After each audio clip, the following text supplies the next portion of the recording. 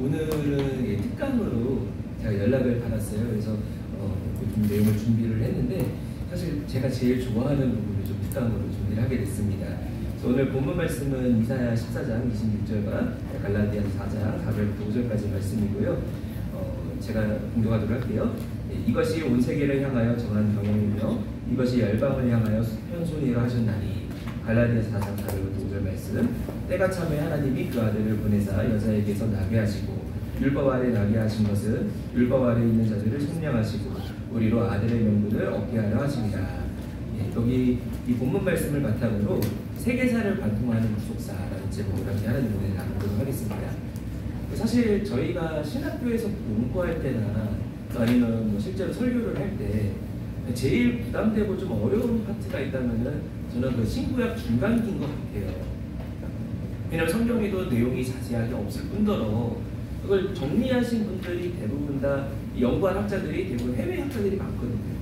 그러니까 해외 학자들 글을 안 그래도 어려운 글인데 번역을 하니까 더 어려워져요. 게다가 그 당시에 어떤 중요한 사료들이라고 할 수 있는 게 주로 보는 게 이제 요세푸스를 많이 보는데 요세푸스도 글 쓰는 방식이 이제 당시의 방식이다 보니까 어렵습니다. 근데 그거를 한글로 옮긴 건 더 어려워요. 그래서 여러 가지 공부하기가 참 어렵고 게다가 그 스케일도 어마어마하다 보니까 이건 누군 무슨 왕이고 뭐 어떤 역사가 진행되고 그냥 그 양에 짓눌려가지고 그냥 손도 못 대겠다 하고 넘어간다든지 혹은 어떻게든 노력해가지고 막 강의를 시작하는데 성도들도 성경이 안 나오는 막 희한한 왕들 이름들이 나오니까 막 듣다가 그냥 졸려하고 그런 게 좀 현실인 것 같아요. 근데 이제 구속 시리즈 제 5권에서는 이 세계사를 관련해가지고 한 장의 도표 그 세계사 속에서 구속사가 어떻게 전진되는지를 족보를 중심으로 한 장으로 요약을 했어요. 그리고 그 도표를 읽는 법에 대해서 저자의 지금 박유신 목사님이 여러 차례 설명을 해주셨는데 사실 그 역사에 있는 수많은 왕들과 수많은 나라들 근데 그 핵심이 뭔지를 알면은 너무너무 클리어하게 그 내용이 보여요. 그리고 클리어하게 그 내용이 전진되어 가는 게 오직 예수 그리스도 한 분을 향해서 전진되어 간다는 것이 보여집니다. 우리가 이 땅에 살 때 저희가 기도하면서 응답받았어요. 내가 기도 응답을 하나님께서 이 사람을 통해서 나에게 응답해 주셨어. 이거 믿습니다. 하나님이 이 사람과 저 사람을 통해서 나에게 역사하셨어. 이것도 믿어요. 하나님이 우리 온 동네에 있는 사람들을 다 동원해서 나에게 역사하셨어. 요거는 조금 스케일이 크면은 믿고 평소에도 잘 못 믿어요. 근데 더 나아가서 하나님이 대한민국 국민들을 다 동원해가지고 나에게 역사하셨어. 뭐 그러면 좋지 뭐. 더 커져가지고 하나님이 온 세계를 동원해서 미국과 러시아와 뭐 별별 나라들을 다 동원해가지고 나에게 역사하셨어. 우주적으로 나에게 역사하셨어 하면은 사람이 그거를 상상도 못하고 믿지도 못해요. 그런데 이 세계사는 세계사를 동원해서 예수 그리스도의 오심을 예비하고 우리의 구원을 이루어 가셨다는 것을 분명하게 증거하고 있습니다. 그래서 오늘 좀 그 세계사와 구속사의 관계가 무엇인지 그리고 그 세계사의 진행 가운데 하나님의 구속사가 어떻게 진행됐는지를 이 시간에 같이 특강으로 은혜를 나누려고 하는데요. 먼저 첫 번째로 세계사와 구속사의 관계에 대해서 보시자면요. 사실 세계사라고 하면은 제가 이제 청년들한테 이 주제 강의하면은 앞에 제목에 세계사라고 써 있으니까 여기서부터 힘들겠다 하고 이렇게 각오를 해요. 근데 제가 이 특강 주제를 제일 좋아하는 이유 중에 하나가 너무 쉬워요. 제일 재밌어요. 그래서 이 주제를 갑작스럽게 연락을 받아서 그럼 이거 해야겠다라고 딱 마음이 이렇게 오게 됐었는데 자, 우리가 먼저 첫 번째로 세계사와 구속사의 관계를 보시면요. 자, 하나님께서 그룹에 대해서 환상을 주실 때 이 그룹의 환상이 사실은 세계사와 구속사의 관계를 보여주고 있어요. 그래서 우리가 밑에 작은 1번으로 그룹의 겁과 크와 속바퀴에 대해서 보면요. 그룹은 하나님은 아니죠. 그렇다고 그룹이 단순한 천사도 아니기는 해요. 그래서 하나님께서 이 그룹에 대해서 다양한 말씀을 하시는데 오늘 주제는 아니지만 그룹의 핵심은 하나님께서 말씀하신 대로 그대로 100% 이행하는 존재예요. 그래서 하나님이 가라고 하시면 가고 서라고 하시면 그 자리에 즉시 서는 존재죠. 그래서 우리가 그 그룹의 역사에 대해서 에스겔 1장 15절부터 21절까지 말씀 보니까 그 그룹의 모습에 땅 위에 바퀴가 있어요. 그룹 끝에 바퀴가 있는데 이 16절 말씀 보니까 그 바퀴의 형상과 구조는 넷이 한결같은데 화목 같고 그 형상과 구조는 바퀴 안에 바퀴가 있는 것 같으며, 그러니까 이걸 바퀴 안에 바퀴가 있으니까 이거 바퀴가 막 무슨 빙글빙글 돌아가고 막 되게 이상한 생각들을 되게 이상한 모양으로 재현하고 그림을 많이 그리고 하는데 사실 쉽습니다. 저희가 자동차나 뭐 수레 아니면 뭐 기차 보면은 바퀴가 이렇게 달려 있죠. 근데 바퀴가 이쪽 바퀴랑 이쪽 바퀴를 연결하려면은 중심에 축이 있어야 돼요. 근데 이 바퀴의 겉에 이 휠이 있으면 이 휠에다가 다 일일이 해서 원통을 만들어서 가는 게 아니라 이 바퀴의 정중앙에 서로 이 축을 연결을 짓죠. 그리고 이 축을 연결하는 데도 동그랗게 축을 이렇게 쫌매주는 작은 바퀴를 달아요. 그래서 이 작은 바퀴를 속바퀴라고 하고 겉에 있는 바퀴를 겉바퀴라고 합니다. 그래서 이 그룹에 대해서 말씀할 때도 하나님께서 그 형상과 구조가 바퀴 안에 바퀴가 있는 것 같다라고 표현을 했어요. 그래서 바퀴 안에 바퀴는 속바퀴를 가리키고 바퀴 바깥에 있는 바퀴는 겉바퀴예요. 근데 이것을 뭐라고 이게 해석을 하느냐? 자, 이 겉바퀴가 세속사, 우리가 이 땅에 있는 일반적인 역사가 겉바퀴예요. 그러나 겉바퀴가 자기 멋대로 전진이나 후진을 결정하는 게 아니라 겉바퀴가 겉으로 보여지지만 이 바퀴의 속도나 방향이나 모든 것을 조정하는 것은 속에 있는 속바퀴를 통해 갖고 움직이죠. 그래서 이 그룹의 속바퀴가 바로 구속사라는 거죠. 그래서 이 그룹은 하나님의 역사를 이루되 영적으로만 이루고 보이지 않게만 이루는 것이 아니라 이 땅에서 하나님의 뜻도 이루지만 그걸 통해 갖고 겉바퀴를 통해 나타나는 세속사까지도 이끌어 가신다는 것을 이 그룹의 환상에서도 표현을 하고 있습니다. 네, 마찬가지로 오늘날 우리가 그 여러 가지 나라도 지금 많이 혼란스럽고 또 세계 국제 정세도 많이 혼란스럽죠. 네, 그러나 그 모든 순간들 분명히 예수님께서 우리에게 말씀하신 것은 아버지의 허락 없이는 참새 한 마리도 땅에 떨어지지 않아. 그 모든 세속사도 아버지의 구속사라는 속바퀴를 굴려가면서 그것이 그대로 돌아가는 것이기에, 물론 저희가 나라 민족을 위해서 또한 세계 여러 가지 정세를 위해서 이렇게 기도하지만 믿고 의지할 때 그 속바퀴대로 겉바퀴가 나타나고 완성되는 역사가 있을 줄 믿습니다. 자, 그럼 밑에 이제 두 번째 내용을 보시면요. 자, 이 세속사와 구속사를 그 관계에 대해 설명하는 또 하나의 메시지는 다니엘서를 보면 알 수 있어요. 사실 이 다니엘서가 구약에 있는 모든 성경들 중에, 물론 구약 성경에 이 구속사와 세속사의 관계를 설명하는 구절들이 여러 개 있지만 가장 선명하게 드러나는 게 이 다니엘서예요. 그래서 이 다니엘서의 계시를 보면은 다니엘 1장부터 12장까지가 있는데 이것을 문학적으로 봤을 때 너무너무 그 형태 자체가, 구조 자체가 이 무슨 메시지를 하고자 하는지를 전달을 하고 있어요. 그래서 이 다니엘 1장에 나오는 다니엘이 누구인지, 다니엘이 어떻게 사역을 시작하는지에 대한 이야기가 끝나고 나면은 2장부터 8장까지가 전부 세계사와 구속사에 대한 이야기로 진행이 돼요. 물론 우리가 뭐 설교할 때 주로 많이 하는 거는 뭐 느부갓네살의 금신상 꿈 이야기라든지, 혹은 다니엘과 세 친구들이 뭐 다니엘의 고난, 세 친구의 고난, 그래서 뭐 풀들에 들어가고 사자굴에 들어가는 이야기들을 많이 이야기하지만 사실 그 이야기들은 메인 이야기는 아니에요. 다니엘서에서 진행되는 메인 주제를 입증하고 설명하기 위해서 삽입되어 있는 이야기입니다. 그 다니엘서를 통해서 2장부터 8장이 무엇을 이야기하려고 하느냐? 자, 우리가 이 옆에 네모로 되어 있는 구조를 보니까, 자, A라고 되어 있는 2장의 세계사의 변천, 이 느부갓네살이 꿨던 금인상의 이야기를 통해서 앞으로 바벨론에서 페르시아, 페르시아에서 헬라로, 헬라에서 로마로 역사가 진행되는 것을 모형으로 보여주시죠. 근데 같은 이야기가 맨 밑에 밑에 보시면은 A-7장부터 8장에 이번엔 다니엘을 통해 가지고 금진상의 이상, 네 짐승의 이상으로.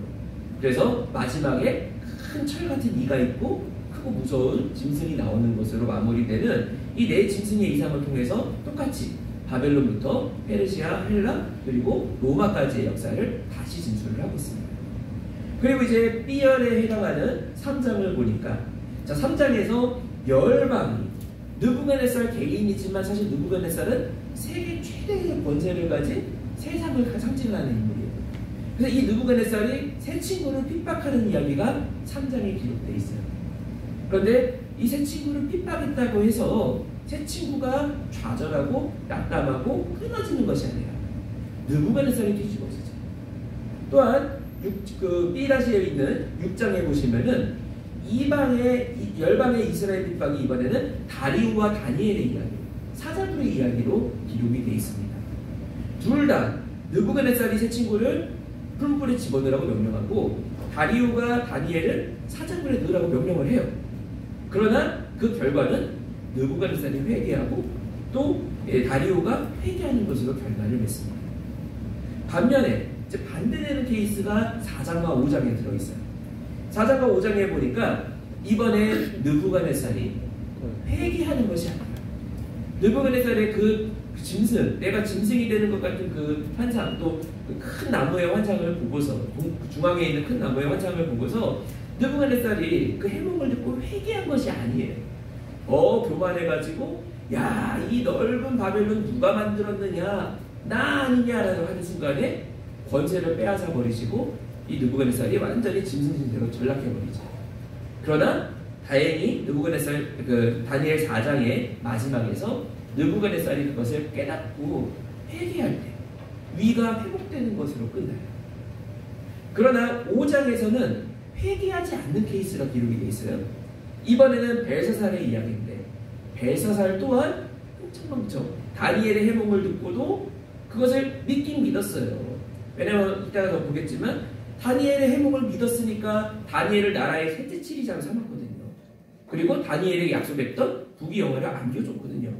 그러나 그 내용을 믿긴 믿었지만 즉시 이루어지고 즉시 회개해야 된다고 생각하지는 않았어요.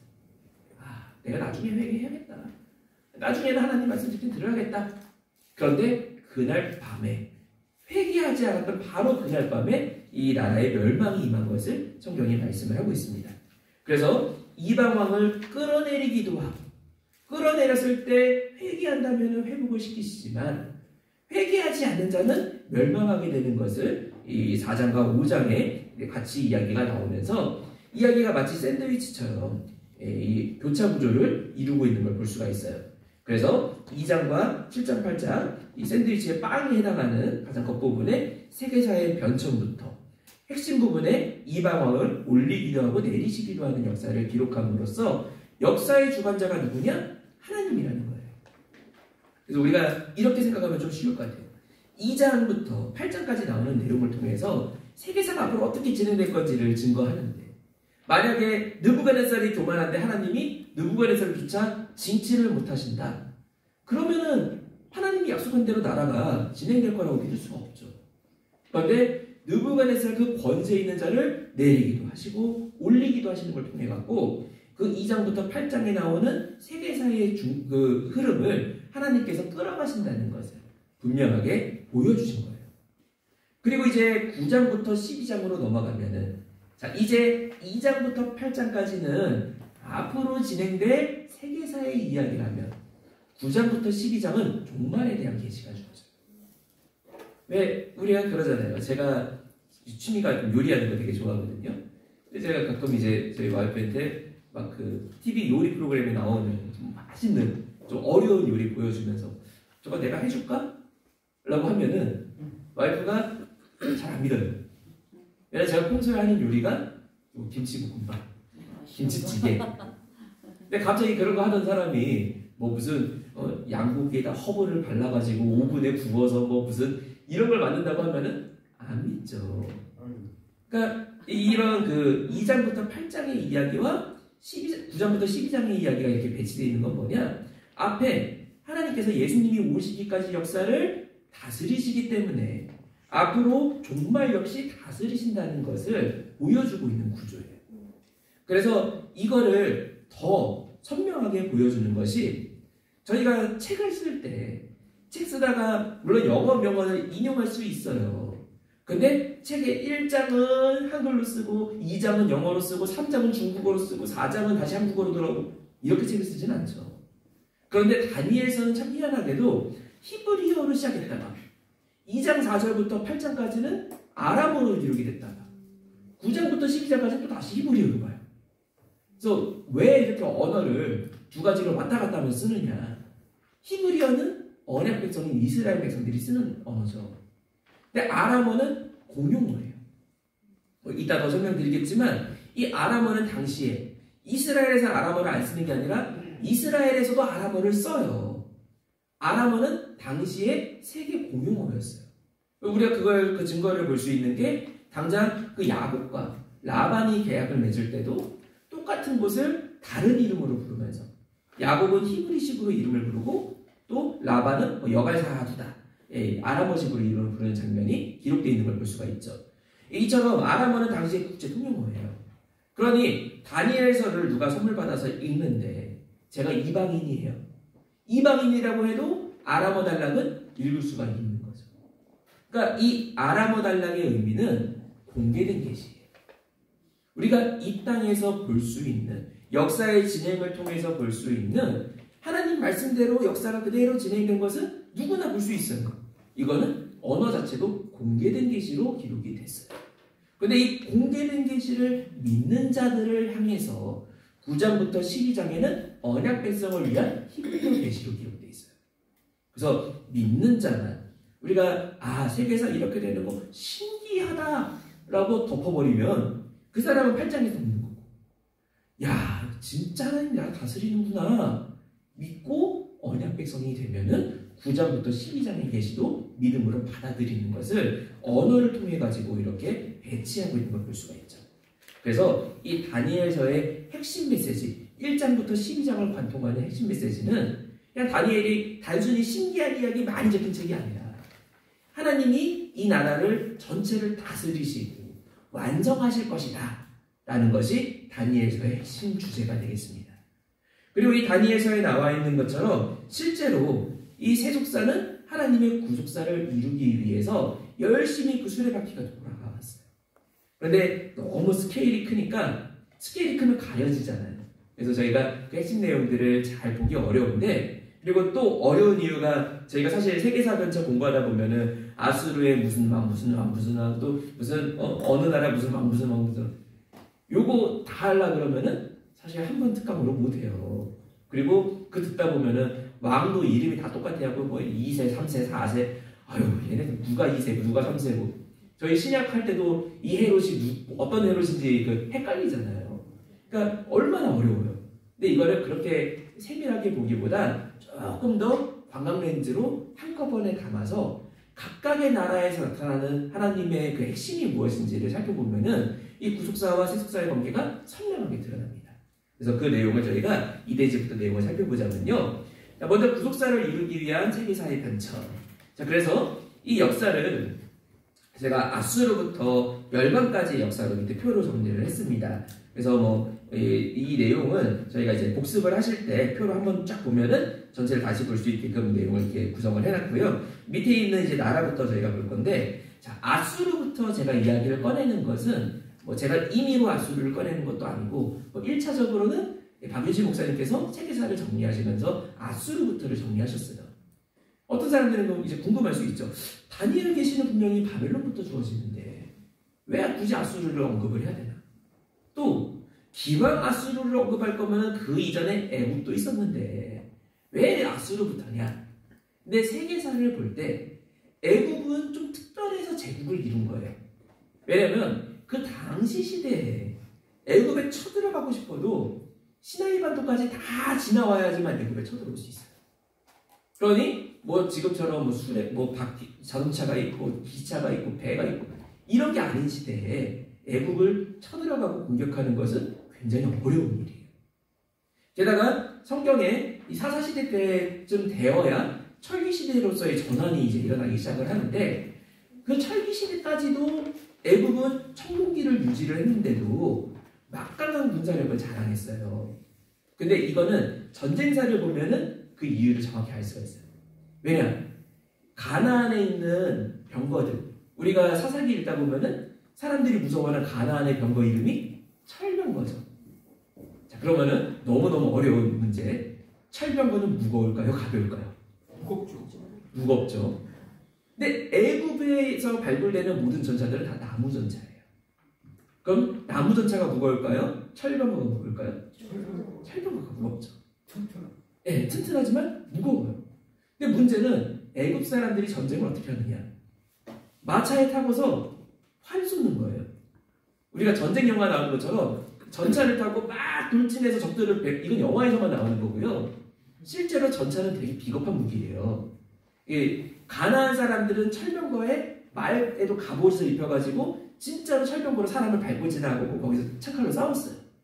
그런데 애굽 사람들이 말하는 전차는 나무로 돼 있어갖고 근처까지 쫙 와서 활 쏠 수 있는 그 사정거리까지 달려와요. 그리고 막 활을 쏘다가 그러니까 활 쏘니까 쟤네 저 잡아야겠다고 막 쫓아올 거 아니에요. 쫓아오면은 가벼운 전차 타고 또 다시 요만큼 가요.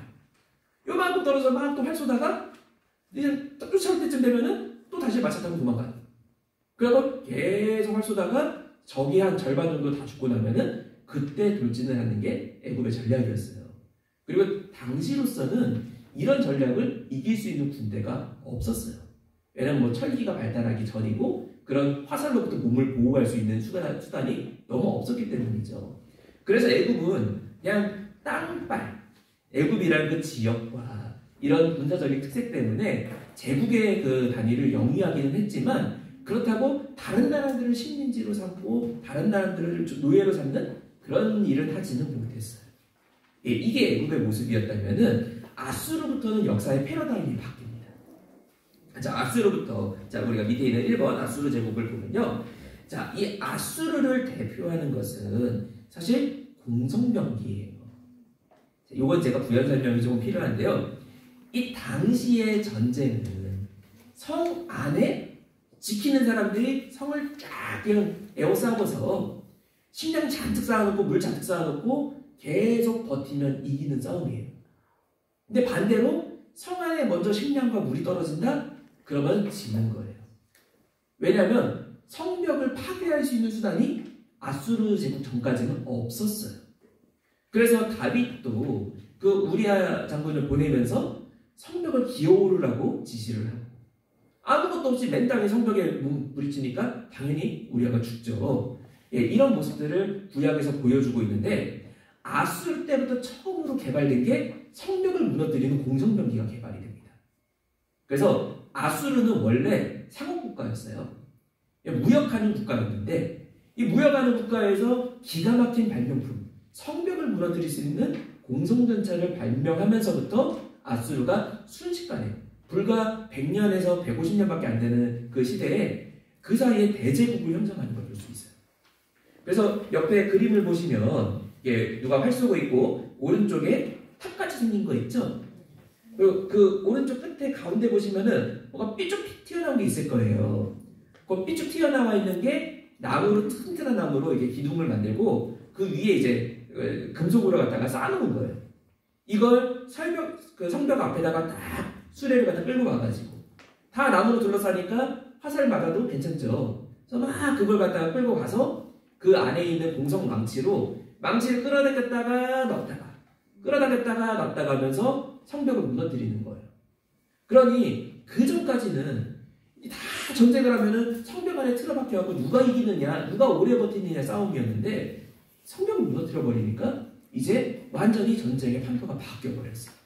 그래서 이걸 바탕으로 아수르가 전쟁을 통해서 인류 최초의 대제국을 형성을 하게 됩니다. 자, 그런데 이 아수르가 대제국을 형성하고 나서 문제가 있어요. 무슨 문제냐? 카톡이 없고 이메일이 없고 인터넷이 안 돼요. 그러니 땅덩어리는 엄청 넓은데 그걸 다스릴 수 있는 방법이 너무 없는 거예요. 게다가 아수르가 한번 정복하고 지나가 버리면은 거기에 남아있는 사람들은 아수르를 좋아할 수가 없죠. 증오하고 원수가 돼서 딴 나라 더 확장하러 갔을 때 뒤통수를 때리고 반란을 일으킬 수 있거든요. 그래서 아수르가 인류 최초의 대제국을 형성을 하면서 어떻게 지배를 할지도 그 계획을 처음으로 수립을 해요. 어떤 방법으로 지배를 했느냐. 이전까지의 제국은 그냥 우리나라인가 보다 라고 그냥 따라가는 입장이었다면은 이제 아수르가 지배하는 방법은 민족을 혼잡하게 섞는 정책이었어요. 그래서 밑에 열왕기하 17장 6절 말씀 보니까 이 아수르가 북이스라엘을 멸망시킨 다음에 호세아 9년에 아수르 왕이 사마리아를 취하고 이스라엘 사람들을 잡아다가 아수르로 끌어다가 할라와 고산 하볼 하숫가와 메대 사람이 여러 곳에 두었도다. 사람들을 다 흩어가지고 동네방네 흩어지게 만드는 거예요. 그리고 다른 이웃 사람들을 또 다 데리고 와서 서로 결혼시키고 계속 민족을 혼잡시키게 되는 거예요. 그래서 뒷페이지 보시면은 이 동그라미 2번으로 민족 혼잡 정책이라고 되어 있죠. 이게 바로 아수르가 나라를 다스리는 방식이에요. 근데 이렇게 이야기하면 되게 어려운 것 같지만 예를 들면 정말 쉽습니다. 우리나라가 정복당했어요. 그러면은 정복당한 다음에 다 흩어가지고 이 나라에다가 막 여러 나라 사람들 다 섞어놓고서 저를 일본 사람이랑 불러시켜요. 그리고 제 아들은 중국 사람이랑 불러시켜요. 그리고 손주는 말레이시아 사람이랑 불러시켜요. 자, 그럼 4대째 증손자한테 너 어느 나라 사람이야? 물어보면 뭐라고 답할까요? 몰라요. 나 그냥 아수르 사람이야 라고 이야기하거든요. 그러니까 민족성 자체를 완전히 상실시키는 전략이었어요. 그리고 이런 전략을 펼쳤기 때문에 이것이 에스라 4장 10절 말씀 보니까 이 귀한 자들이 돌아왔을 때도 에스라 느헤미야 당시에 귀한 자들이 돌아온 시점에서도 기타 백성 곧 존귀한 오스나빨 이 아수르 최전성기를 이끌었던 왕인데 이 오스나빨 아수르 바니팔이라는 왕입니다. 이 왕이 사마리아 성과 강서편 다른 땅 등에 옮겨둔 자들과 함께 공한다라고 하면서 여러 나라에서 북이스라엘 지역에 사람들을 데리고 온 것을 말씀을 하고 있습니다. 그리고 그 결과 탄생한 민족이 바로 신약의 사마리아인이에요. 유대인들이 혈통적으로 너무너무 중요하게 생각하는 순수성을 다 잃어버린 사람들. 그래서 이런 원수지간이 되는 것을 우리가 성경의 배경으로 살펴볼 수가 있어요. 자, 그리고 그 뒤에 아수르가 북이스라엘을 무너뜨리고 남유다 때도 어마어마한 국력을 자랑했는데 아수르가 갑자기 순식간에 망해요. 순식간에 망하고 바벨론 제국이 들어섭니다. 근데 이 바벨론 제국은 아수르의 전성기 때는 그냥 동네 하나에 불과해요. 식민지 중에 하나였어요. 근데 그 바벨론이 순식간에 아수르를 무너뜨리고 대제국으로 등장을 합니다. 자, 우리가 이 1번 보니까 바벨론 제국은 아수르를 608년에 무너뜨리고 그리고 605년에는 이 이스라엘 지역까지 쳐들어와가지고 남유다 1차 포로, 2차 포로, 3차 포로를 진행하면서 결국 남유다까지도 완전히 멸망을 시키죠. 그리고 이후에는 애굽에까지 정복을 하게 되는 이런 어마어마한 나라의 팽창의 역사를 가지고 오게 됩니다. 근데 이 바벨론은 아수르를 보면서 한 가지 교훈을 얻은 게 있어요. 아수르가 처음에 이렇게 정복을 할 때는 좋아요. 민족성을 잃어버리니까 다스리기 편해요. 근데 문제는 이것도 뭐 역사적으로 이야기하면 되게 어렵지만 쉽게 비유로 말씀드리면 행정력이 너무 비용이 많이 들어요. 아까 제 표현으로 저를 일본인이랑 변환시켰어요. 자, 그러면은 저는 한국말만 하고 제 와이프는 일본어만 해요. 그러니까 동사무소를 가면은 한국인 직원도 있어야 되고 일본인 직원도 있어야 돼요. 근데 똑같은 일하는 사람이니까 2명을 쓰면 2배로 힘들죠. 근데 제 자식은 또 중국인이랑 변환시켰어요. 그럼 중국어 쓰는 그 직원도 있어야 돼요. 그리고 각자 문화도 달라요. 그러니까 한국인들 왜 미국 가면 한인마트 있잖아요. 한인마트도 있어야 되고 중국인 마트도 있어야 되고 일본인 마트도 있어야 되고 동남아 마트도 있어야 되고 거기다가 종교도 터뜨려요. 그러니까 교회를 지으면 옆에다가 절도 짓겠다 그러고 성당도 짓겠다 그러고 돈 낭비가 너무 심한 거예요. 그래서 바벨론은 정책을 바꿉니다. 이거 이런 식으로 민족성을 상실하게 하면 안 되겠다. 그 민족이 진짜 바벨론을 사랑하게 만들어야겠다. 그래서 정복하자마자 그 정복한 국가에서 싹수가 좀 파란 사람들 그래서 앞으로 젊을 때 쫙 바벨론의 그 신문명을 보면서 야, 바벨론이 세계 최고구나. 바벨론 마인드로 딱 정복된 사람들이 다시 자기네 나라 들어가고 친바벨론 정책을 펼쳐가게끔 이 방식을 바꿉니다. 그리고 거기에 선발된 사람들이 바로 다니엘과 세 친구였죠.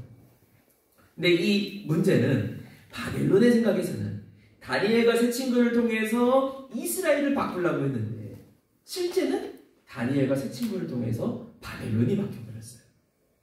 바벨론이 이스라엘을 다스리는 도구가 된 게 아니라 다니엘과 세 친구를 통해서 하나님이 바벨론을 통치하는 도구가 되어버렸어요. 그래서 이처럼 하나님께서는 인간적인 생각으로는 악한 시도지만 그것을 도리어 바꾸셔가지고 하나님의 뜻에는 하나도 손상이 없이 모든 것을 합력하여 선이 되게끔 이루신다는 것을 역사도 분명하게 증거하고 있습니다. 그런데 이것보다 저희가 여기까지 하면은 그냥 일반 중간사예요. 그런데 이 밑에 이제 화살표를 보시면 저희가 구속사 아카데미잖아요. 구속사적인 관점에서 왜 아수르가 그 강대한 나라가 하루 만에 망해야 되느냐. 얼마 되지 않았거든요. 608년에 불과 622년 경에만 해도 이 620년 경에만 해도 아수르는 세계 최강대국의 반열이에요. 근데 10년도 안 되는 사이에 나라가 망해버려요. 왜 이렇게 급속도로 망했느냐? 아수르도 이 요시야 때부터 보면은 계속해서 남유다 쪽에 영향력을 확대하고 남유다를 멸망시키려고 시도를 합니다. 자, 근데 남유다가 아수르에 의해서 멸망을 당하면 안 되는 너무 중요한 이유가 하나가 있어요. 다른 나라가 남유다를 멸망시키는 건 괜찮지만 아수르는 안 돼요. 왜? 아수르는 오면은 민족 혼잡 정책을 펼칩니다. 그리고 민족 혼잡 정책의 대상 중에는 유다 지파도 있고요. 유다 지파에는 예수님이 오시는 족보가 연결되고 있어요. 그러니 만약에 이 족보를 건드리고 더럽히게 된다면 예수님이 오시는 길이 더러워질 수가 있는 상황이에요. 그러니 하나님께서는 야, 아수르 내 정책 포기 안 할 거야? 그럼 나라를 바꿔. 아수르를 순식간에 멸망시켜버리시고 그 민족을 보존하고 지키려고 하고 있던 바벨론의 정책대로 바벨론이 이스라엘을 정복하게끔 역사하신 거예요. 그래서 예수님이 오시는 길에는 아수르의 정책이 조금 더 영향을 미치지 못하고 예수님이 오시는 길이 온전히 보존된 것을, 그래서 밑에 시편 78편 68절에 있는 오직 유다 지파와 그 사랑하는 시온산을 택하시고, 또한 히브리서 7장 14절 말씀에 우리 주께서 유다로부터 나신 것이 분명하도다. 유다 지파를 통해서 예수님이 오시는 족보를 직접 지키셨다는 것을 역사가 증명을 하고 있습니다. 그리고 옆에 이제 이 이미지를 보면요, 이 바벨론이 당시에 얼마나 화려한 문명이었는지 알 수가 있어요. 이 바벨론은 벽돌의 도시였어요. 남유다는 돌로 건축을 해요. 근데 바벨론은 돌이 석회암이 나오질 않아요. 석회암이 안 나온다는 것은 당시에 무슨 의미냐? 석회암이나 대리석은 가공이 쉬워요. 왜냐하면 쪼개지는 성격이 있어요. 석회암 같은 경우에는 나무 판자를 넣고 물 불리면은 나무 팽창의 힘으로만 해도 돌이 부셔져요. 그래서 딱 돌을 떠낸 다음에 그걸 갖다가 쌓아서 건물을 지을 수가 있어요. 근데 바벨론에는 석회암이 없다는 것은 흙을 빚어가지고 벽돌을 만들어야 돼요. 자, 그런데 이 흙을 빚어서 벽돌로 만들면 뭔가 작업이 더 들어가는 것 같지만 용이한 것이 훨씬 더 건물을 짓기가 쉬워요. 제가 이거를 요즘 체감하고 있는 게 육아를 해보니까 이제 저희가 아직 어려서 4살이니까 블럭 하나가 막 이따만 하거든요. 큰 블럭이면 먹으면 안 되니까 큰 블럭이에요. 근데 이거 막 갖고 와가지고 아빠 이걸로 말 만들어줘, 강아지 만들어줘. 근데 블럭 하나 붙이면은 이만한데, 이거 머리야, 이거 귀야, 이거 다리야, 이게 개인지 말인지 뭐 아무도 구분이 안 되는. 근데 조그만한 내부 갖고 만들면은 뭐 강아지, 말, 자동차 뭐 다 만들 수 있잖아요. 그러니까 벽돌로 건물을 지으면은 표현할 수 있는 것이 훨씬 많아져요. 그러니까 이 돌로 투박하게 건물을 짓던 근동세계 사람들이 바벨론에 오면은 신세계인 거예요. 그래서 이 바벨론의 당시에 그 이시타르 문이라고 하는, 바벨론을 상징하는 우리나라 남대문 같이 바벨론의 그 입구에 있는 문은 아예 새파랗게 벽돌을 칠할 수 있으니까 새파랗게 다 칠해가지고 그 안에 금을 입혀서 어마어마한 사이즈로 문을 만들었어요. 그래서 그 문 목적 자체가 바벨론의 종우밭으로 오는 이웃 사신들이 문 보고 그냥 다 기죽어가지고 완전히 그냥 그 외교적으로 끝장을 내려고 어마어마한 문을 만들고, 여기 그림 보시면은 이 바벨론 성벽 네모나게 생겼잖아요.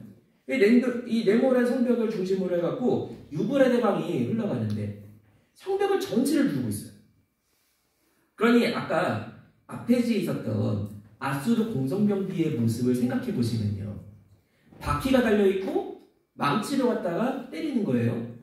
우리가 알고 있는 영화 속에 나오는 돌 던지는 그런 그 공성병기는 로마 시대 돼야 나옵니다.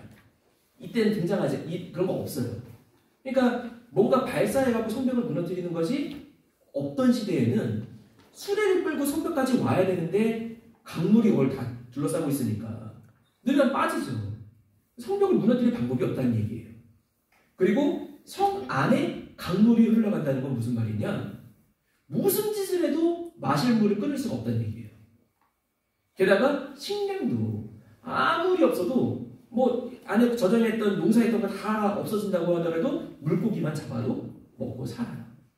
그러니 바벨론 성은 당시에 파괴가 불가능하고 정복이 불가능한 절대적인 성으로 여겨졌습니다. 자, 근데 이런 배경을 우리가 본 상황에서 세 번째 바사제국으로 역사가 넘어가는 것을 보니까 이 바벨론을 붕괴시키는 게 바로 바사제국이에요. 이 바사제국에 누가 이 바벨론을 멸망시켰느냐? 우리가 알고 있는 고레스에 의해서 바벨론이 함락되게 됩니다. 근데 이 바벨론의 함락을 보면은 참 너무 신기한 게, 이 어마어마한 남북문락의 성이 이 정복당하는데 걸린 시간이 얼마일까요? 몇 년, 몇십 년이 아니라 하루예요, 하루. 그날 밤. 성경은 단 하루로 말씀을 하고 있어요. 우리가 다니엘 5장을 보면 좀 이상한 게, 그날 밤에 벨사살이 죽임당하고 나라가 망하고 바벨론을 빼앗겼다. 그러면 그날 밤 전날도 위기 상황이고 막 긴장되는 상황이어야 되잖아요. 근데 그날 밤 전날을 보니까 벨사살이 사람들 불러가지고 잔치해요. 잔치를 전쟁 중에 하진 않죠. 자, 이런 상황은 우리가 당시 시대의 배경을 보면 이해할 수 있습니다. 먼저 이 당시에 이 바벨론의 왕은 벨사살은 섭정인 상태였어요. 그리고 벨사살의 아빠인 나보나이두스라는 왕이 실제로 왕위를 가지고 있었어요. 그러니까 왕이 두 명인 상황이죠. 그래서 나보나이두스는 고레스가 쳐들어온 것을 방어하기 위해서 전쟁터로 나갔고, 자기 아들인 벨사살에게 네가 왕이 돼가지고 바벨론을 지켜라 맡겨놓고 간 거예요. 근데 나보나이두스가 전쟁에서 패했어요. 그리고 도망간다라는 소식이 바벨론에 들려옵니다. 그러니까 내부적으로 사람들이 얼마나 두렵고 걱정이 되겠어요. 근데 원래 역사를 쭉 살펴봐도 내부적으로 국민들이 두려워하고 무언가 문제가 있을 때 나라에서 자꾸 제시하는 것은 그런 걱정을 잊어버릴 수 있는 또 다른 오락거리와 흥미거리들을 제공을 합니다. 그래서 로마도 이어지는 전쟁이 계속 이어지지만 또 한편으로는 국가에서 빵과 서커스를 이용해갖고 여러 가지 원형 극장들에서 다양한 오락들을 제공하는 것들을 볼 수가 있죠. 마찬가지로 바사에서도 당시 이 다리오 왕이 사람들을 다 이렇게 안정시키기 위해서, 벨사살 왕이죠. 벨사살 왕이 사람들을 안정시키기 위해서, 야, 맨날 포위해봐라. 우리 절대 안 망한다. 밖에는 고레스의 대군이 포위를 하고 있는 상태고, 그러나 우리 이거 꿈쩍도 없다 보여주려고 잔치를 벌였어요. 잔치를 벌이기는 벌이는데 그래도 전쟁으로 들고 나갔으니까 예산은 없어요. 그래서 지금까지 안 건드리고 있던 이스라엘에서 뺏어온 하나님 성전에 있던 기명들을 다 가지고 와서 그걸로 잔치를 벌이는 장면을 볼 수가 있습니다. 그러니까 어떻게 보면은 이 바벨론의 지도자들을 안정시키려는 계획이었던 거죠. 근데 그 자리에 하나님께서 손가락으로 글씨를 쓰시면서 메네메네 되게 구바르시 달아봤더니 너 부족하다. 하나님께서 말씀을 선포하십니다. 그리고 그 뜻이 무엇인지를 다니엘을 통해서 해석을 했어요. 그럼에도 불구하고 믿고 다니엘에게 약속했던 그 모든 것들을 제공하고 나라의 셋째 치리자를 삼았지만 이 다니엘 5장에 나오는 셋째 치리자라는 표현 또한 첫째 치리자는 아까 전쟁터 나갔던 아빠 왕 나부나리두스, 둘째 치리자는 자신, 그리고 셋째 치리자가 다니엘인 거예요. 그러니까 뭐 보시면서 둘째 치리자는 안 주고 왜 셋째를 주나 이렇게 생각하실 거가 아니라 자기가 둘째 치리자예요. 자기 다음 가는 치리자로 다니엘을 뽑게 됩니다. 그러나 그날 밤에 하루 만에 나라가 망하게 되죠. 자, 그럼 어떻게 도대체 이 어마어마한 성벽이 하루 만에 무너지느냐? 이게 요세푸스를 보면은 이야기가 나와 있어요. 그리고 당시에 있었던 바벨론의 문헌들에서도 관련 기록들을 찾아볼 수가 있는데, 구속사적인 관점으로 저희가 이 내용을 해석을 하자면, 사실 이 벨사살 왕이 성격을 포악했습니다. 그래서 자기 신하, 자기가 휘하에 있는 장군의 아내를 뺏었어요. 그리고 그 동생까지 죽이는 만행을 저질렀습니다. 그러니까 이 장군이 결국 이 나라에서 버티지 못하고 딴 나라로 도망가 버렸어요. 그리고 그냥 뭐 한참 도망간 건데 신경만 안 쓰고 있었죠. 그 도망간 장군이 누구에게로 갔느냐? 고레스 왕에게 가고 고레스의 신하가 됩니다. 그리고 같이 고레스와 함께 여기를 포위를 하게 돼요. 아무리 고레스가 전쟁의 천재라고 해도 이곳을 점령할 수 있는 방법이 당시는 없었어요. 그런데 문제는 당장 그 자기 신하 중에 한 명이 누구보다도 바벨론시에 살던 사람이고 장군이었으니까 바벨론의 위치가 어떻고 길이 어떻고 동네가 어떤지를 다 알고 있는 사람. 그리고 그 보고를 듣고 하나님께서 고레스에게 지혜를 주셔서 고레스가 순간 생각해낸 게 유브라데 강의 강길을 돌려버리자. 그래서 바벨론 성에서 보이지 않는 거리에서 수로를 파가지고 강이 흐르는 길을 바꿔버립니다. 그래서 댐을 쌓아놓은 다음에 하루 만에 작전을 실행하는 그날 밤에 댐을 터뜨려갖고 분명히 낮까지는 물이 차 있었는데 밤에 저쪽 댐으로 물이 다 돌아가 버려갖고 하루 만에 물이 끊어져 버렸어요. 그리고 물에 몇백 년 동안 물이 쌓여있던 그 땅이 살짝만 두면 파지잖아요. 그러니까 성벽 밑에 고레스가 특공대를 보내서 거의 그 역사상에는 100여 명으로 기록되어 있어요. 100여 명밖에 안 되는 그 특공대가 이제 땅을 파고 들어간 거예요. 땅을 팠으니까 내가 지금 어딜 가고 있는지 GPS가 있는 것도 아니고 모르잖아요. 그냥 일단 파가지고 저쪽으로 가는가 얼추 파가지고 딱 이쯤에서 나가면 되겠지. 뚜껑 따고 딱 올라가 봤는데 거기가 어디냐? 올라가서 딱 보니까 여기 벨사살 왕궁인데? 그래서 들어가서 바로 왕을 죽이고 수급을 들고 나와가지고 왕이 죽었다 선포함으로써 그걸로 전쟁이 끝나버립니다. 참 이 어마어마한 성벽이 있는 엄청난 그 성의 마지막을 치고는 너무 초라하죠. 그런데 그 말씀을 통해서 하나님의 말씀대로 하루 만에 만약에 회개하지 않았다면 이들이 엉뚱한 데로 나가거나 물이 덜 터져갖고 물이 여전히 차있거나 혹은 이들이 하다가 뭐 동굴이 무너져갖고 깔리거나, 그러나 회개하지 않았을 때 어이없이 하루 만에 나라가 망해버리는 역사가 그대로 실현이 되고 간 거예요. 그래서 이거는 역사 속의 아이러니가 아니라 하나님께서 역사를 다스리시는 주권의 모습입니다. 그래서 이러한 역사 가운데 하루 만에 바벨론이 멸망하고 바사 제국이 세워지게 됩니다. 물론 처음에 메데바사 같이 연합제국으로 세워졌다가 후에 바사 제국으로 완전히 완성이 되게 되죠. 근데 이 바사 제국의 또 한 가지 배경을 보면 좋은 것이 이 고레스는 인류 최초의 인권주의자예요. 이렇게 얘기해도 절대 과언이 아닌 거죠. 이 고레스 왕이 왕위를 차지한 것부터가 사실은 이런 역사랑 연관이 돼 있어요.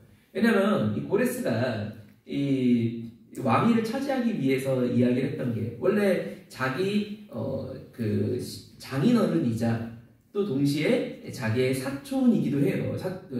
자기의 큰 아버지죠. 그러니까 자기 이제 그 아빠의 형제, 엄마의 형제죠. 그래서 이종 사촌, 저희로 하면 뭐라고 해야 되죠? 이종 이모부라고 해야 되나요? 이모부에 해당하는 게 이제 이 다리오 왕인데, 다리오 왕이 나이가 당시에 60세가 넘었어요. 그리고 당시에는 그 나이 굉장히 많은 나이였기 때문에 다리오 왕은 약간 바지 사장님 같이 왕위를 일단 채택을 하지만 고레스가 실질적인 왕위를 계승하게 됩니다.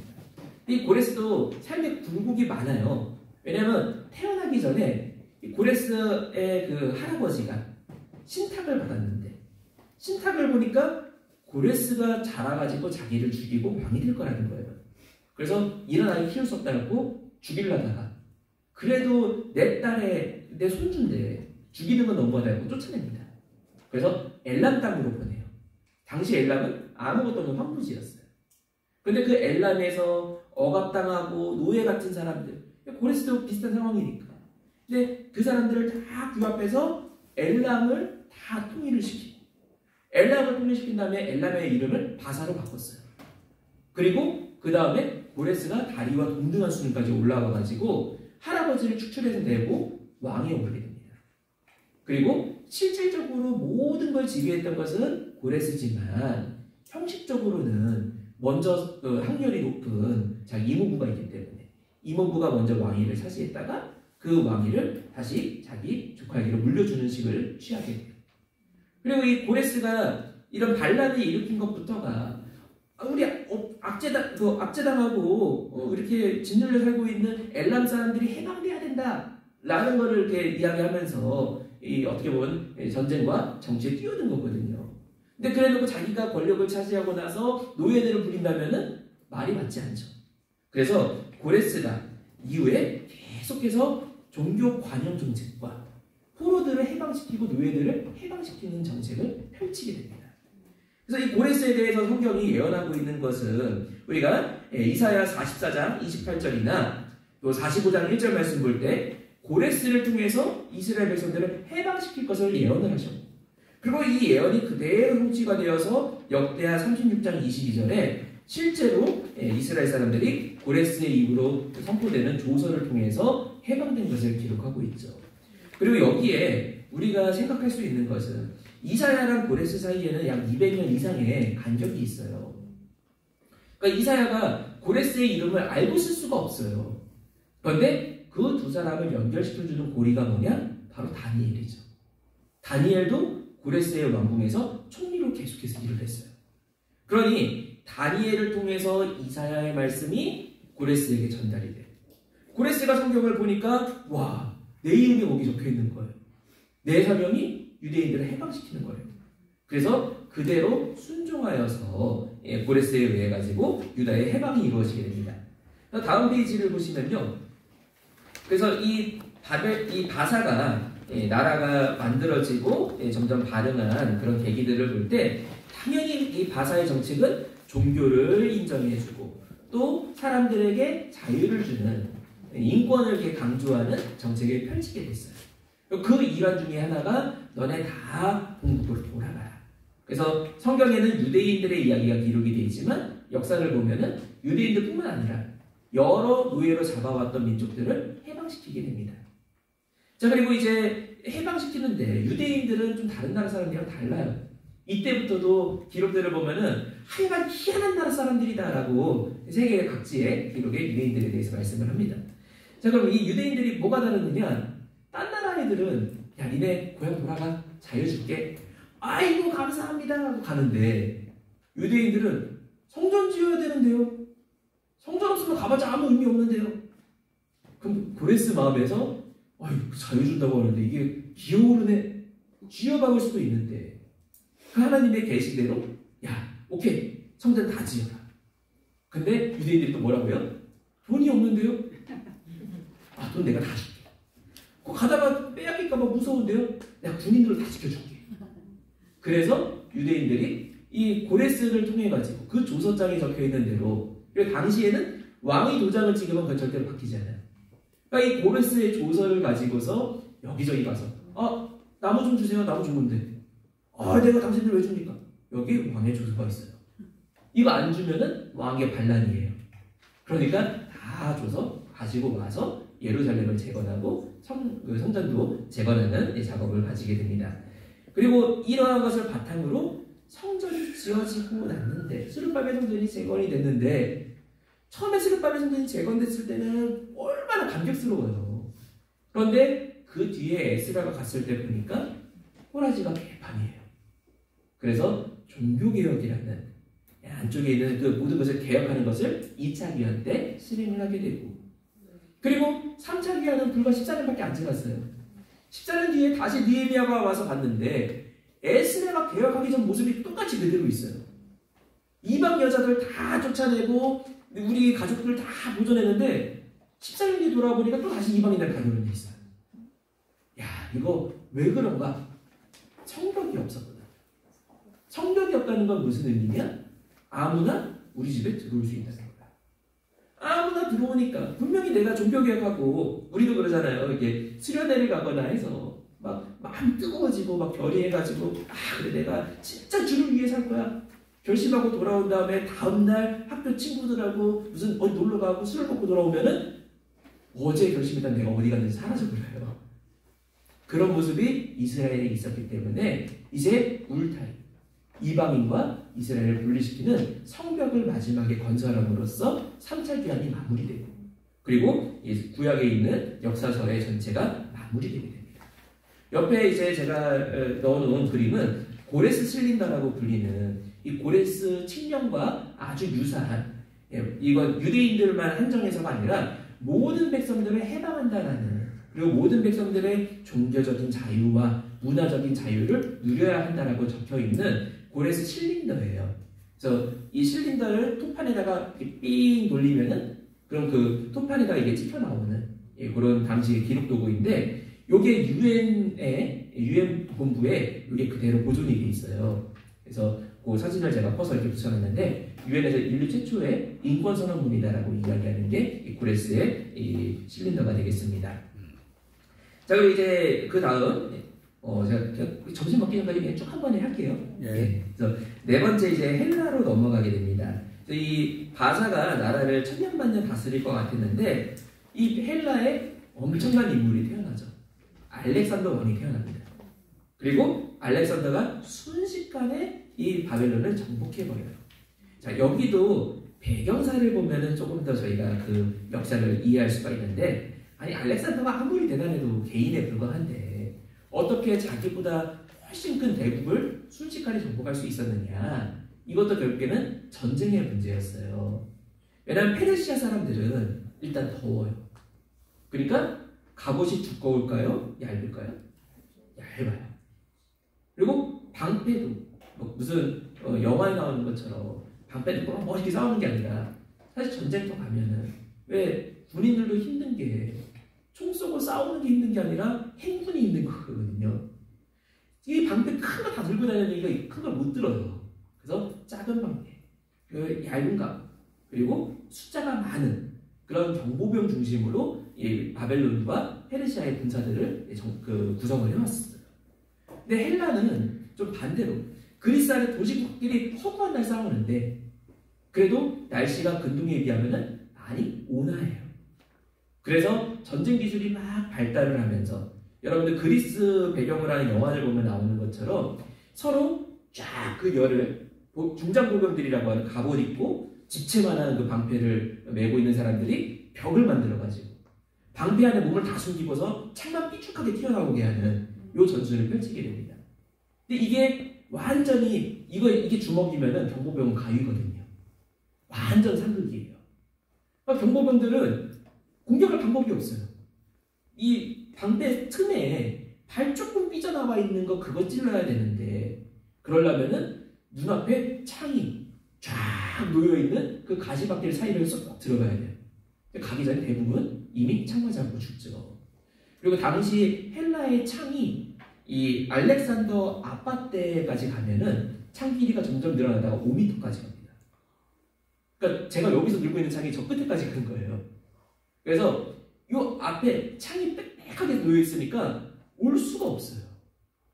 이런 중장보병을 무너뜨리는 방법은 뭐냐?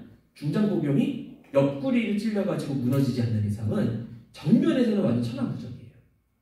그리고 헬라는 그걸 너무너무 잘 알아서 항상 양쪽이 막혀있는 곳에서 중장보병을 딱 진치고서 전쟁을 해왔고 그거를 가장 효과적으로 썼던 게 알렉산더였어요. 그리고 하필이면 페르시아에는 전쟁에 완전 무능한 왕들이 인구가 많으니까 그냥 사람을 갖다 붙이면 이기겠지 밀어넣다가 다 패배를 당하게 됩니다. 그나마 페르시아가 이길 수 있었던 건 해전들이었는데 하필이면 폭풍우를 만나는 바람에 페르시아 한 대가 다 무너져 버려요. 그래서 페르시아가 순식간에 멸망당하고 그 뒤에 헬라가 전체를 정복합니다. 근데 이 헬라는 당시에도 참 웃기는 나라인 게 경제는 전부 다 노예들이 하고 농사도 노예가 하고 다 노예들이 하고 헬라 시민들은 뭐 하느냐? 맨날 토론해요. 야, 사람은 물에서부터 나왔어. 아니야, 공기에서 나왔어. 다 이러면서 철학이 발전을 했어요. 그런 이런 시민들이 있다 보니까 인간에 대한 의식이 굉장히 높고 인간 문명에 대한 우월감이 굉장히 강했어요. 그리고 이 알렉산더는 바벨론을 정복만 한다고 되는 게 아니라 여기가 헬라가 돼야 된다는 생각을 가지고 전쟁터에 항상 예술과 문학과 다양한 문화적인 사람들을 데리고 가서 가는 곳마다 정착시켜가지고 우리가 국사책 보면은 그 우리나라 신라 불교 미술에도 헬라의 영향이 미쳐오는 것을 이게 볼 수가 있죠. 그러니까 엄청나게 많은 문화적인 터트림을 하게 되고 이때를 기점으로 세계 공용어가 아람어에서 헬라어로 바뀌게 됩니다. 그리고 유대인들조차도 이때를 기점으로 그 이전에도 히브리어를 잃어가다가 이때를 기점으로 하면은 흩어진 대부분의 유대인들이 히브리어를 읽지 못하는 시대까지 가게 돼요. 그래서 이렇게 헬라가 신속한 세계 정복을 이루고 세계를 문화적으로 또 언어적으로 통일하는 역할을 하게 됩니다. 밑에 제가 헬라의 엄청난 이 영토를 지도로 표시를 해놨습니다. 그래서 이집트부터 마게도니아부터 저 끝에 거의 인도에 다가기까지 대부분의 땅을 헬라가 정복한 것을 볼 수가 있죠. 자, 근데 문제는 이 헬라의 알렉산더 왕이 단명했어요. 30대밖에 안 되는 나이에 금방 죽게 되고 그 뒤에 나라가 4개로 쪼개집니다. 그리고 우리가 알고 있듯이 이 쪼개진 나라들 중에 프톨레미 왕국이 먼저 남유다 지역을 이스라엘을 다스리게 되죠. 근데 이 4나라가 헬라의 정신을 이어갔지만 조금 지향하는 게 달라요. 자, 프톨레미는 인간 지식을 너무너무 숭상하던 나라예요. 그래서 프톨레미 1세부터 알렉산드리아를 수도로 삼아가지고 이 알렉산드리아에 세계 최고의 도서관을 짓고자 하는 작업을 하게 됩니다. 도서관이 아무리 건물이 커도 책이 없으면 안 되잖아요. 그러니까 5만 가지 책들을 다 이 안에 장서를 보관하게 되죠. 근데 이제 공사가 진행되는 중에 이 프톨레미 1세는 죽고 이제 2세 와서 이게 완성이 되게 되는데 프톨레미 2세가 꼭 이 안에 놓고 싶었던 책이 있어요. 그게 바로 구약 성경이었습니다. 왜냐하면 이 헬라가 남유다를 정복하는 과정에서 이스라엘 정복하는 과정에서 유대인들을 막 칼로 쳐 죽이고 하는데 서기관들을 본 거예요. 이 서기관들은 성경을 필사할 때 반드시 지켜야 되는 서기관들의 규칙이 있어요. 근데 그 규칙이 상상 초월이에요. 뭐 대표적인 거 몇 가지만 말씀드리면은 여호와 하나님의 이름 망령되이 일컫지 말라라는 말씀 때문에 성경을 기록하다가 여호와란 단어가 나오면 이제 필사를 이렇게 보면서 베끼는 게 아니라 누가 읽어주고 받아 쓰는 거거든요. 여러 사람이 같이 받아 쓰거든요. 근데 읽는 사람도 여호와를 읽지 않아요. 그래서 히브리어 읽을 때 아도나이로 읽잖아요. 여호와라는 단어를. 근데 아도나이라고도 당신 안 하고 그냥 여호와라는 단어가 나오면은 어쩌고저쩌고 읽다가 가만히 있어요. 자, 이 일은 가만히 있으면 여호와라는 단어가 들어가는구나. 근데 열심히 쓰다가 땀 삐질삐질 흘리는 그 몸으로 어떻게 여호와라는 단어를 써요? 그러니까 펜을 씻고 나가서 목욕을 싹 하고 들어와서 여호와 그리고 있습니다. 근데 하필이면 구절이 이는 여호와의 말이니라. 나 여호와가 말하노라 여호와께서 이렇게 하실 것이니 이는 여호와의 영광이니라. 4번, 5번, 6번 계속 씻는 거예요. 근데 그렇게 해야지만 필사가 됩니다. 그리고 필사할 때는 단어도 다 세서 이 단어가 몇 개고 단어 중에 100번째 글자는 뭐고 1000번째 글자는 뭐고 그래서 오타가 없는 것도 2중 3중으로 체크를 하고요. 그리고 예를 제가 10편을 필사해요. 150편까지 제가 하나도 오타가 없었는데 150편 6절에서 실수를 했어요. 자, 그러면은 이 오타 어떻게 해야 될까요? 오타만 지우는 게 아니라 얘가 성경 필사하는데 오타를 썼어? 네 정신 못 믿어. 전부 다 폐기하고 다 불태우고 다시 해야 돼요. 그러니까 얼마나 철저하게 필사를 했는지 몰라요. 근데 이 필사 규칙 중에 중요한 것은 필사가 시작되고 끝날 때까지는 왕이 부르든 뭐가 있든 절대로 움직일 수 없어요. 필사 불러주는 사람이 끝났다라고 선포하기 전까지는 쓰는 사람들은 무조건 쓰는 거에만 집중하고 있어야 돼요. 근데 전쟁이 났어요. 전쟁 나가지고 막 불나고 사람들 죽고 있는데 읽어주는 사람도 오늘 필사해야 되는 분량이 안 끝났거든요. 그러니까 그 전쟁 와중에 계속 성경 불러주고 있고 쓰는 사람은 계속 쓰고 있는 거예요. 그러니까 다 그 현장을 보고 헬라 군인들이 너무 어이가 없는데 야 그러면서 불러주는 사람 죽이면은 다 도망가겠지? 쫙 불러주는 사람 죽였어요. 나머지가 도망가느냐? 다시 불러줄 때까지 기다리고 있어요. 그냥 가만히 기다리고 있다가 죽이면 죽고 안 죽이면 기다리고. 그러니까 공포스러운 거예요. 그 현장이. 도대체 이건 무슨 책이길래 읽고 싶은데 히브리어에서 읽을 수가 없어요. 그래서 프톨레미에서 이 책을 알렉산드리아 도서관에 보관하기 위해서 번역 사업을 지원을 합니다. 근데 이 번역 사업이 오늘날도 번역하는 게 보통 일이 아닌데 당시에는 이 번역도 아무데나 막 쓰는 거 아니에요. 무조건 양피지에만 써야 돼요. 그 양피지가 제가 자료 조사해 보니까 요만한, 그러니까 양 한 마리를 잡으면은 요거 4장 나옵니다. 어마어마하게 비싸요.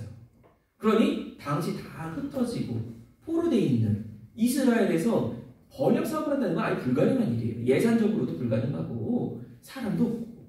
그런데 그것을 전부 프톨레미에서 지원을 하고 도와주면서 약 거의 한 120년에 가까운 시간 동안 70인경이 번역이 되게 됩니다. 그래서 이 70인경 번역 사업 자체가 하나님의 역사로 말미암았다는 거죠.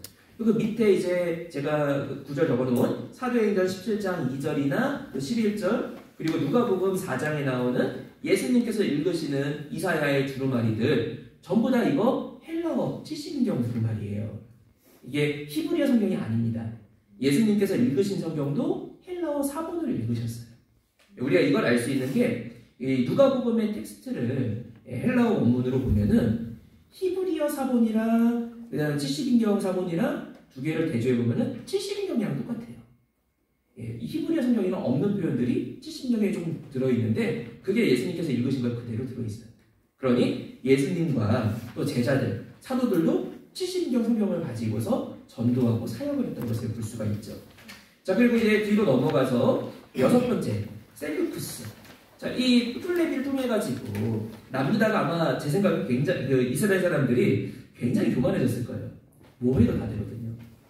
야, 우리는 포로로 끌려가도 딴 나라가 와가지고 우리 돈 다 내줘서 번역 다 해줘. 아, 우리는 그냥 가만히 있고 그냥 손가락만 빨고 있어도 돼. 그럴까봐 하나님께서 프톨레미에서 셀루쿠스로 지위계층을 바꾸시는데 셀루쿠스는 완전히 반대. 절대적인 인본주의. 그리고 절대적인 그리스 신의 세계. 그래서 신이 하나가 아니라 벼락신 있고 뭐 바다신 있고 무슨 신이 있고 무슨 신이 있고 그 세계를 받아들이지 않으면 철저하게 다 억압하고 압제하는 게 셀루쿠스였어요. 그래서 이 셀루쿠스의 대표적인 인물이 안티오쿠스 4세 에피파네스를 통해 가지고 이스라엘이 완전히 종교적으로 멸망 직전에 이르게 됩니다.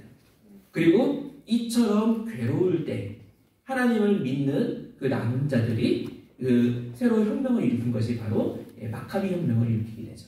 그래서 뭐 마카비 혁명 자체만 이야기도 많이 기니까 이런 그 일으키는 배경까지만 보도록 하겠고요. 그 내용이 전부 다니엘서에 미리 예언된 대로 그대로 이루어짐으로써 마카비 혁명을 통해서 핍박을 이기고 환란을 통과해서 성전이 깨끗해지고 신앙이 회복되는 것을 이스라엘이 경험하게 됩니다.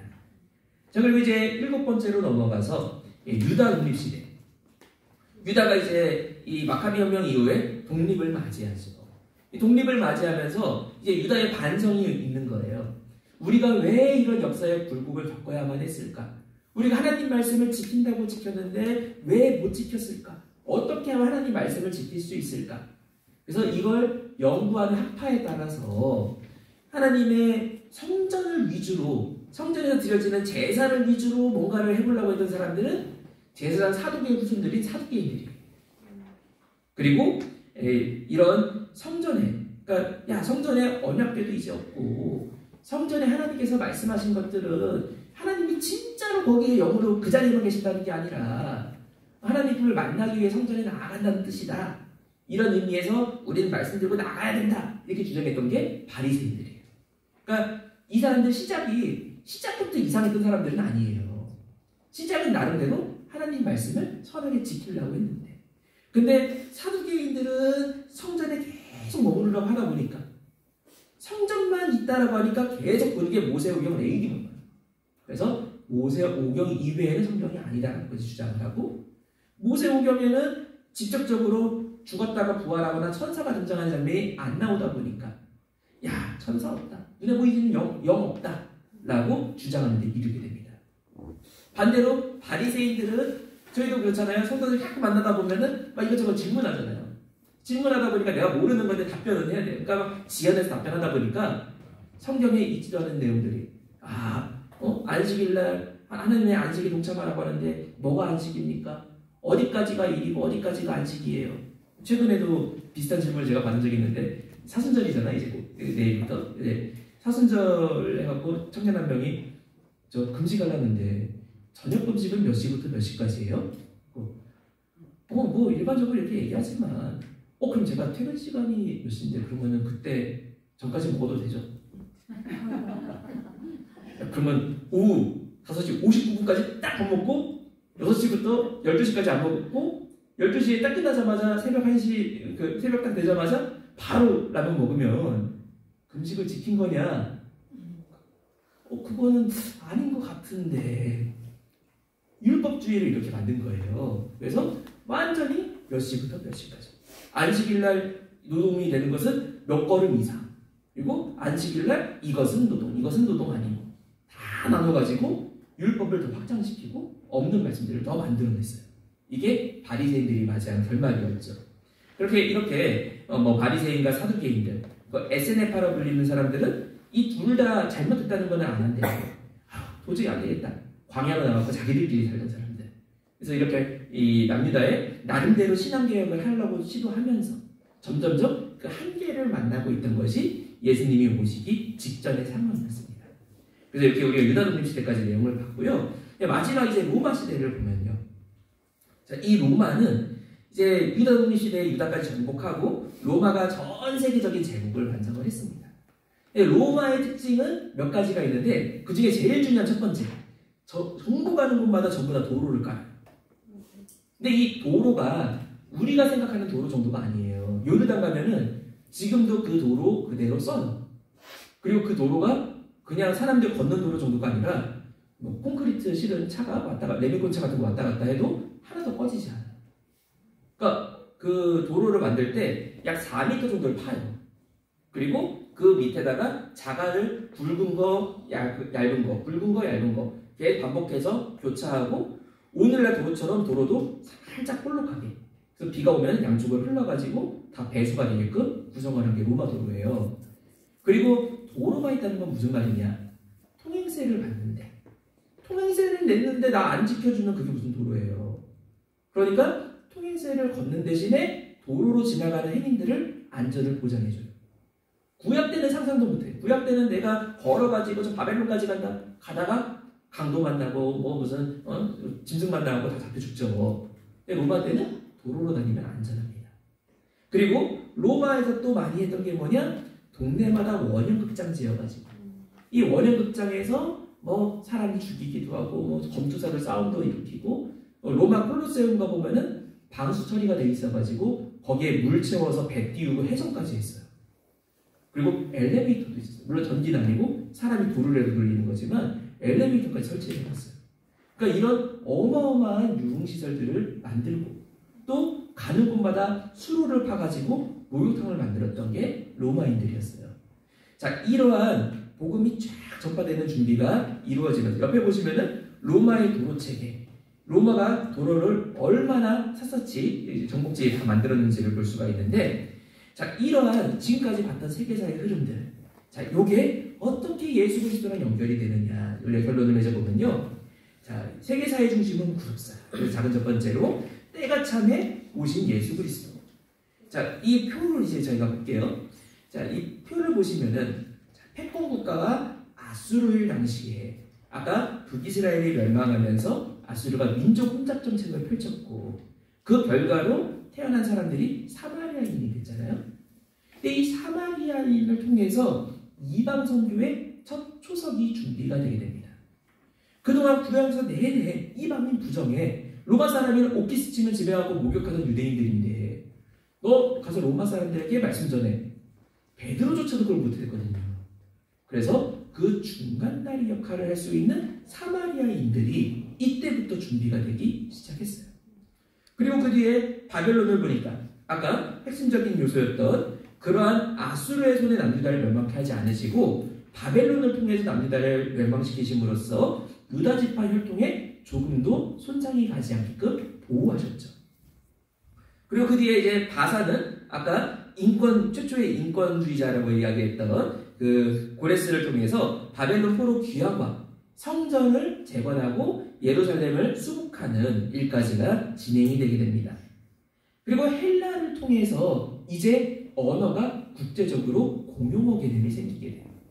자, 이건 너무 중요한 게 만약에 예수님이 히브리어로 설교하시고 히브리어로 말씀하시고 히브리어로 말씀 증거하셨으면은 예수님이 십자가에 달리셨을 때 백부장이 저는 하나님의 아들이다라는 고백을 할 수가 없어요.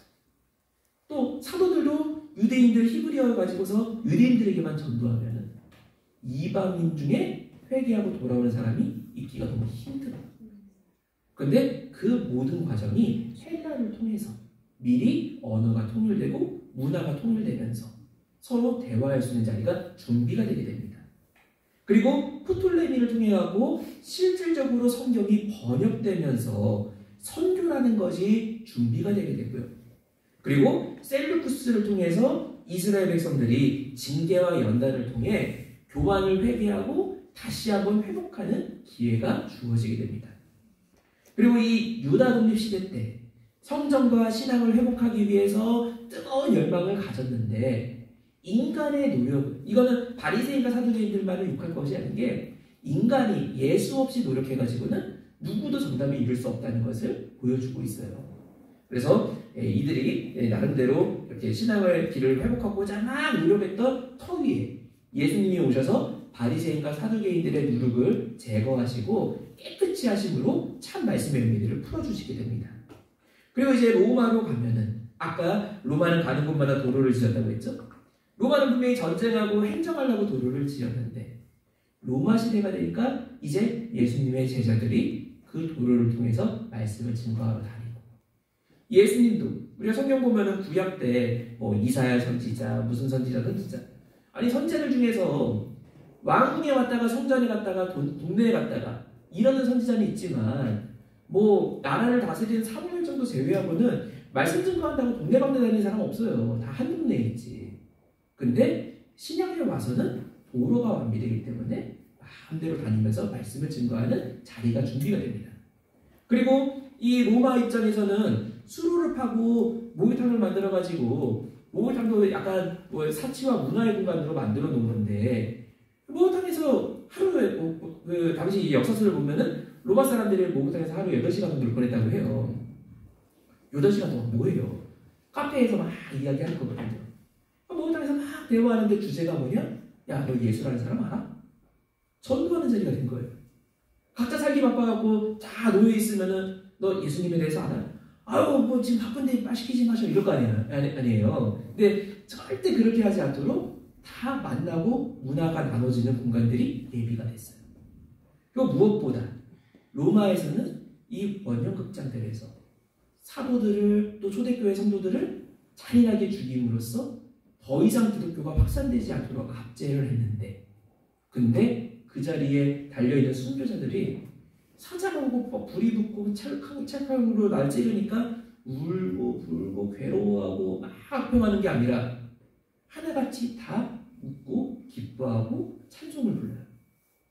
그러니까 분명히 의도는 로마인들에게 야 기독교 믿으면 저렇게 비참하게 돼 이걸 보여줘야 되는데 그렇게 해서 로마인들 다 불러놓고 나니까 이 기독교인들의 순교 모습이 너무 아름다운 거예요. 그래서 도리어 그 자리가 가장 확실한 전도의 자리로 바뀌고 합니다.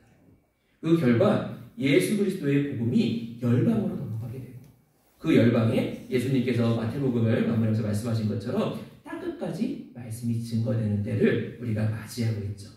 그래서 우리가 마지막 결론으로 예수님의 초림이 성령대로 모든 역사를 주관해서 준비되고 딱 때에 맞게 갈라디아 4장 4절 말씀처럼 때에 따라 때가 차게 예수님이 오셨다면은 재림의 역사 또한 성경대로 진행되고 온 세계의 열방을 동원해서 아버지께서 한 말씀도 땅에 떨어지지 않게끔 완성하시는 역사를 행하실 줄로 믿습니다. 그래서 밑에 이사야 14장 26절 말씀처럼 하나님께서 세계를 향하여 정한 경영, 하나님의 손을 열방을 향하여 펴시고, 저는 잠언 16장 4절 말씀을 제가 힘들 때마다 너무 위로가 되는 말씀인데, 하나님께서 온갖 것을 시험에 적당하게 지으셨으니 악인도 악한 날에 필요해서 처리한대요. 그래서 그 모든 것을 합력하여 선을 완성하는 것은 저도 아니고 사람도 아니고 하나님이 직접 하신다고 말씀하고 있습니다. 예, 오늘 우리가 이 세계사를 통해서 하나님의 권능의 역사를 살펴본 것처럼 이 역사가 바로 나 한 사람을 위해서 아버지께서 해오셨다는 역사라는 사실을 믿는 가운데 그 역사의 주인공, 그 역사의 증거자가 되는 우리 모든 목사님들 또 섬기시는 교회가 되기를 주님의 이름으로 축원하겠습니다. 이렇게 기도하고서 마무리하겠습니다. 사랑과 은혜가 충만하신 아버지 감사합니다. 오늘은 세계사 속에서 아버지께서 구속사를 진행하시고 완성하기 위해서 이루신 모든 사역을 잠시 살펴보았습니다. 아버지 하나님, 저희는 너무나 낮고 부족하지만 저희 한 사람을 구속하시고 저희를 통하여 구속사를 완성하시기 위하여 열방을 동원하시고 전 세계를 역사하신다는 것을 저희가 오늘 확인하였사오니 아버지께서 우리를 붙잡으시는 그 강하신 오른팔을 목격하고 믿고 체험하는 은혜가 있도록 인도하여 주시옵소서. 특히 지금 나라가 너무나 혼란스럽고 국제정세와 또한 교회들 가운데도 여러 가지 어려움이 있습니다. 하지만 아버지 하나님, 온갖 악한 것 역시 악한 때를 위해서 예비하시고 의인을 연단하시며 마침내 아버지께서 성경에서 말씀하신 대로 모든 것을 성취하시고 이루시는 그 단계인 줄로 믿사오니 저희는 끝까지 믿고 인내할 때 아버지께서 이루시는 그 놀라운 구속사의 섭리를 주인공이 되고 목격자가 될 수 있도록 인도하시고 함께하여 주시옵소서. 저희를 섬기는 교회를 위해서 아버지께서 함께하여 주셔서 아버지 이렇게 말씀이 증거되고 함께 공부하는 이 시온교회와 우종교 목사님, 또 아버지 하나님 이 자리에 참석하고 계신 모든 목사님들과 섬기시는 교회들 그 자리자리마다 생명수 강물이 넘쳐나서 성도들이 살고 한국교회가 살아나는 귀하고 복된 역사를 허락하여 주시옵소서. 다 맡기옵고 사랑과 은혜가 충만하신 우리 주 예수 그리스도를 받들어 간절히 감사기도 드리옵나이다. 아멘.